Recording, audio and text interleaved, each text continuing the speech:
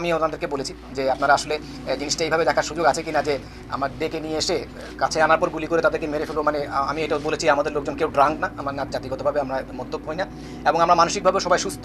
আমরা একটা বাহিনীর সাথে এইভাবে সম্পর্ক অবনত করার মতো কোনো ঘটনাও ঘটেনি, এবং এটা একদম একটা ফ্যাব্রিকেটেড একটা ইনফরমেশন। তবে আপনার কথা আমরা নোট করেছি। আমরা 2019 তারিখ আনুমানিক 10:40 ঘটিকায়, বেলা 10টা 40 ঘটিকায় অত্র ব্যাটালিয়নের অধীনস্থ চারঘাট বিউপির দায়িত্বপূর্ণ এলাকায় মা ইলিশ সংরক্ষণ কর্মসূচির আওতায় মৎস্য কর্মকর্তার উপস্থিতিতে পদ্মা নদীতে অভিযান পরিচালনা করা হয়।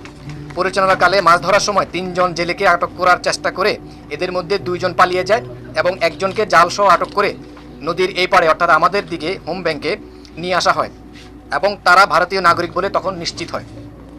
ঘটনার কিছুক্ষণের মধ্যেই 117 বিএসএফ ব্যাটালিয়নের কাগমারি ক্যাম্প হতে 4 জন সদস্যের একটি টহল দল স্পিড বোট যোগে আমাদের কোনো রকম অনুমতি ছাড়া শূন্যলান অতিক্রম করে সম্পূর্ণ নিয়ম বহির্ভূতভাবে অবৈধভাবে 500 থেকে 600 গজের ভিতরে বাংলাদেশের অভ্যন্তরে এসে নদীর এপারে বিজিবি টহলের নিকট আসে এবং আটককৃত ভারতীয় নাগরিককে ছেড়ে দেওয়ার জন্য বলে। বিজিবি টহল দল আটক ভারতীয় নাগরিককে পতাকা বৈঠকের মাধ্যমে আনুষ্ঠানিকভাবে হস্তান্তর করা হবে বলে জানায়, কিন্তু তারা ভারতীয় নাগরিককে বিজিবির নিকট হতে ছিনিয়ে নেওয়ার জন্য তাদেরকে মারধর করা এবং জোরপূর্বক নিয়ে যাওয়ার চেষ্টা করে। এতে বিজিবির সদস্যরা বাধা প্রদান করলে বিএসএফ সদস্যরা বিজিবির উপর আনুমানিক 6 থেকে 8 রাউন্ড ফাঁকা ফায়ার করে, গুলি বর্ষণ করে। আত্মরক্ষার জন্য বিজিবি টহল দলও পাল্টা গুলি আক্রমণ করে এবং তখন তারা দ্রুত স্থলে বিএসএফ সদস্যরা ফায়ার করতে করতে দ্রুত স্থান ত্যাগ করে চলে যায়।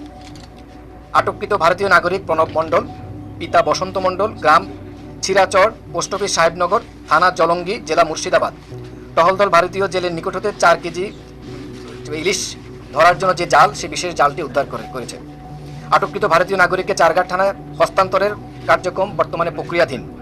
উক্ত ঘটনার প্রেক্ষিতে অদ্য 17 অক্টোবর 2019 তারিখে আনুমানিক 1645 ঘটিকায় হতে 1750 ঘটিকা পর্যন্ত অধিনায়ক রাজশাহী বিজিবি ব্যাটালিয়ন এবং কমান্ডেন্ট 117 বিএসএফ ব্যাটালিয়নের মধ্যে সীমান্ত পিলার 75/3S হতে আনুমানিক 1 কিলোমিটার অভ্যন্তরে ওই একই স্থানে বাংলাদেশের ভিতরে তাদের ফ্ল্যাগ মিটিং পতাকা বৈঠক অনুষ্ঠিত হয়।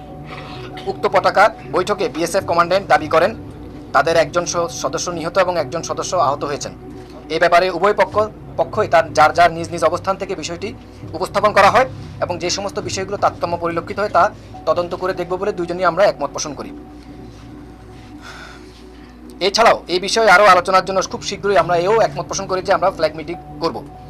এরপরে উভয় পক্ষের মধ্যে শান্তিপূর্ণভাবে এই ফ্ল্যাগ মিটিং শেষ হয় এবং আমরা ফেরত চলে আসি। মতো হচ্ছিল পতাকা বৈঠকের কোনো প্রশ্নই আসে না, সেটা একটা আনুষ্ঠানিকতার বিষয় আছে পতাকা বৈঠক করতে গেলে, এবং তারা এই বিষয়টা তারাও আমাকে জানানি, এখন আপনাদের কাছে আমি শুনতে পেলাম।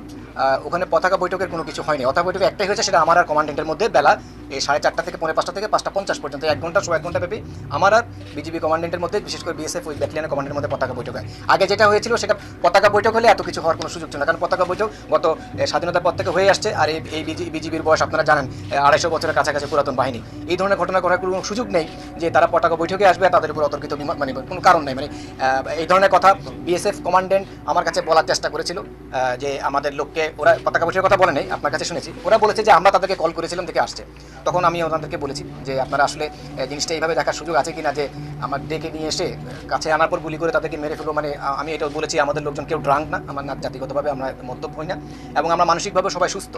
আমরা একটা বাহিনীর সাথে এইভাবে সম্পর্ক অবনত করার মতো কোনো ঘটনাও ঘটেনি, এবং এটা একদম একটা ফ্যাব্রিকেটেড একটা ইনফরমেশন। তবে আপনার কথা আমরা নোট করেছি, আমরা এটা তদন্ত করে দেখব। এই ধরনের ঘটনা ঘটার কোনো সুযোগ নেই। আমরা তাদেরকে ডেকে নিয়ে এসে দেশে এনে দেবো গুলি করবো, মানে আমার এটা কোনো মানে হয় না। এই ধরনের কোনো ঘটনা ঘটেনি। আর তাদের মেজর পদবীর কোনো অফিসার বা এই ধরনের কোনো পদই বিএসএফে নাই, এই ধরনের কোনো, যার কারণে এটা মিডিয়াতে যেটা প্রচার করছে এটাও একটা ফ্যাব্রিকেটেড ব্যাপার। ওদের মধ্যে মেজর পদবী বলে কোনো শব্দ বিএসএফ নাই বলেছে, মেজর বলেছে, এবং পাবলিক এবং মিডিয়াতে এসেছে।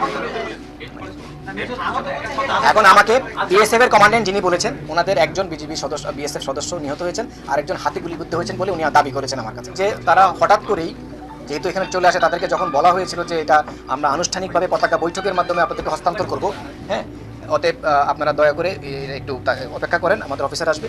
এটা শোনার পরেই তারা হয়তো ভীত সন্ত্রস্ত হয়ে সম্ভবত আতঙ্কিত হোক আর যে কারণে হোক, তারা ওই তাদের জেলেকে ছিনায় নেওয়ার জন্য চেষ্টা করে। প্রথমে তাকে মারধর করে আমাদের সামনে, আমাদের সদস্যদের সামনে। আমরা তখন বাধা দেওয়ার চেষ্টা করি যে আমরা কখনো ভারতীয় নাগরিকদের কখনো নির্যাতন করি না, আত্মনির্ভর করি না। এখন ওরা যদি গায়ে হাত দিয়ে পরে ব্যাপারটা হবে এমন হতে পারে যে সবাই বলবে যেটা আমরা করেছি। তো আমরা তাকে বলেছি ওয়েট করেন, আমাদের লোককে অলরেডি ইনফর্ম, এটা জানানো হয়েছে উপরে, এটা নিয়মতান্ত্রিকভাবে পতাকা বৈঠকের ভাবে যেভাবে রুলস আছে সেভাবে যাবে। তখন তারা হয়তো, এবং তারা টোটালি অপ্রস্তুতভাবে আসছিল, তাদের ইউনিফর্মের মানে যেটা বিষয়গুলো, এগুলো কিছু আরও বিষয়গুলো আছে। তারা তখন মানে হঠাৎ করে তারা প্রস্থান করার চেষ্টা করে, তখন তারা করে গুলি বর্ষণ করলেই আমাদের লোকজন তখন অ্যাকচুয়ালি ওখানে আমাদের সাথে ফিশারি ইয়ার বেসামরিক লোকজনও ছিল, অসামরিক লোকজনও ছিল, তারা কিছুটা বিচলিত হয়ে পড়ে, তারা পড়ে যায় এবং আমাদের লোকজনও বিভিন্ন পজিশন নিয়ে আত্মরক্ষার ক্ষেত্রে তাদের বিরুদ্ধেও গুলি বর্ষণ করে। আমি করতে পারছি না কারণ ডেড বডি আমি দেখিনি, কোনো অফিসিয়াল লিখিতভাবেও আমার কাছে আসেনি, কোনো প্রোটেস্ট নোট এখন আমি পাইনি। আমি যা শুনতেছি আপনাদের কাছ থেকে শুনতেছি, এবং কমান্ডেন্টও আমাকে বলেছে একজন নিহত হয়েছে। এটা আমরা এখন দেখবো, আমাদের তদন্তের মধ্যে ওদের যে দাবিগুলো সেগুলো আমরা এখন গ্র্যাজুয়ালি আস্তে আস্তে তদন্ত করবো। প্রত্যেকটা জিনিস আমরাও দেখবো। আমরাও চাই না আমাদের কোনো অ্যাকশনের জন্য কোনোভাবেই এই ছোটোখাটো বিষয়গুলোর জন্য আমাদের কোনো রকম ভাবে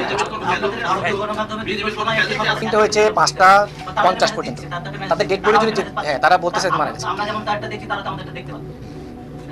আচ্ছা আচ্ছা, না আমাদের ডিলেটা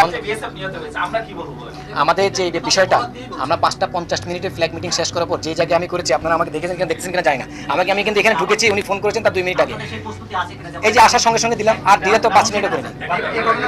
আমি কিভাবে বলবো কে আহত কে নিহত, আমি কি জানি? কিছু পর্যন্ত চলে গেছে, আমার তো কাউকে ধরতে পারি।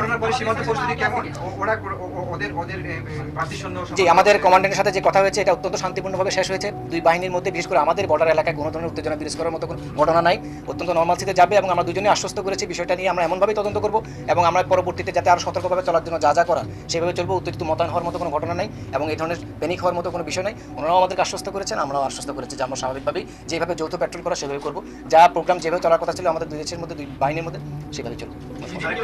এটা আমি তো শিওর না, আমি আপনাদেরকে যেটাই বলছি কোনো বিষয় এখন পর্যন্ত শিওর না। ওদের দাবিগুলো আমি আপনাকে সামনে বলে দিলাম, যেটা আপনি মিডিয়াতে করেছেন। কমান্ডেন্ট, ওদের যে BSF commandant K S Mehta, K S. Kilo sierra, K S. Mehta. আমার জানা নেই, এখনো করবো না, করিও না, কারণ কমান্ডের সাথে আমার কি কথা হচ্ছে সেটা আমি আপনাকে আবার বলছি। আমি প্রেস বিজ্ঞপ্তিও বলেছি